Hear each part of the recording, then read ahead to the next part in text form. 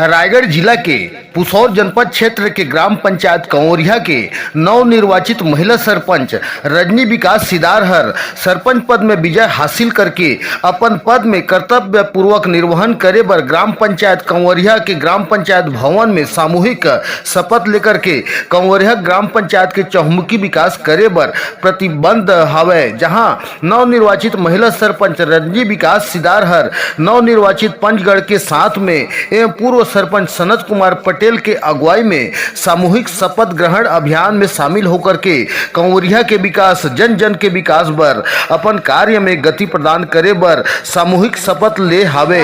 जहां शपथ समारोह के आयोजन में समस्त ग्रामवासी कंवरिया महिला पुरुष के गरिमामय उपस्थिति में ग्राम पंचायत भवन में सरपंच पद के दायित्व भार लगलो सौंपिन हवे। ईश्वर को साक्षी मानकर शपथ लेती हूँ कि मैं अपने कार्यों का सत्य निष्ठा से करूँगी। मैं छत्तीसगढ़ पंचायत राज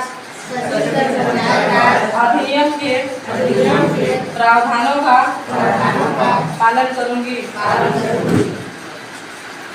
भारत माता की जय। फोटो इसमें फोटो